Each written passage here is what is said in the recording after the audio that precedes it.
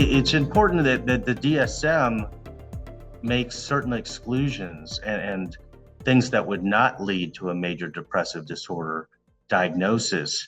And so if there's no clinically significant distress or impairment, you wouldn't make the specific MDD diagnosis. So it has to, you could have these kind of symptoms, but if there's not a impairment, and by impairment, that means loss of function or impairments in work or social functioning. It's broadly defined, and some of that is up to clinician judgment as to what is impairment. But there has to be distress or impairment to make the diagnosis. And you have to also rule out the impact of any kind of medical condition that could look like depression. And a great example of that would be thyroid disease. So a patient with hypothyroidism can present with low mood, low motivation, a lot of fatigue, low energy, and it looks like many of the cardinal symptoms of depression. Then you do a lab test for thyroid stimulating hormone, and it turns out that their TSH is double the upper limit of normal, and they have hypothyroidism. You start treatment with a medication for hypothyroidism, and usually they get better and there's a resolution of those underlying symptoms. So it's important in the first evaluation to consider medical comorbidities, medical illness that can look like depression, and correct them if correctable. There can be vitamin deficiencies. Vitamin D deficiency has been linked to problems with cognition, memory, and mood.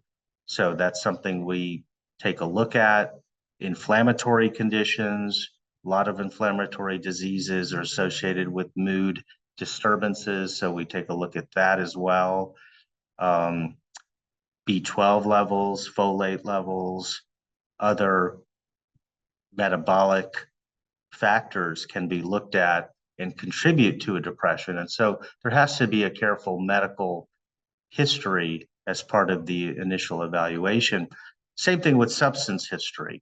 So excessive use of alcohol can certainly be associated with depression. Excessive use of marijuana, other drugs of abuse have to be considered. Excessive use of over-the-counter agents, excessive use of NyQuil, or excessive use of Benadryl, over-the-counter antihistamines, excessive use of any number of supplements and so on have to all be considered as part of the clinical picture. Why is the patient presenting with excessive fatigue? What are they doing, both pharmacologically and non-pharmacologically, and over-the-counter supplements? What kind of supplements are they taking? Are these safe for them? A lot of the supplements, unfortunately, we don't have that much information about them. We don't know much about the dosing of the supplements.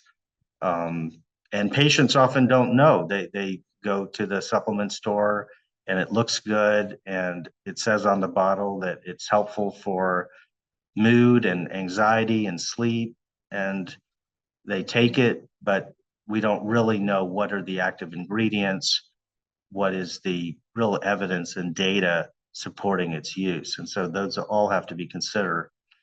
Then we talked about you have to rule out a bipolar disorder before you could make a major depressive disorder diagnosis, and that's with the presence of hypomania or manic episode.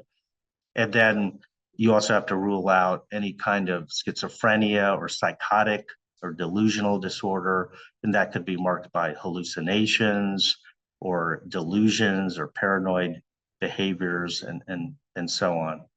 So there's a lot of other things to consider, including attention deficit disorder, as mentioned, anxiety disorders, and so on. So it's not a quick diagnosis, and it can often it can involve several hours of talking to the patient, talking to family members, speaking to people who know the patient well, doing some symptom reported rating scales.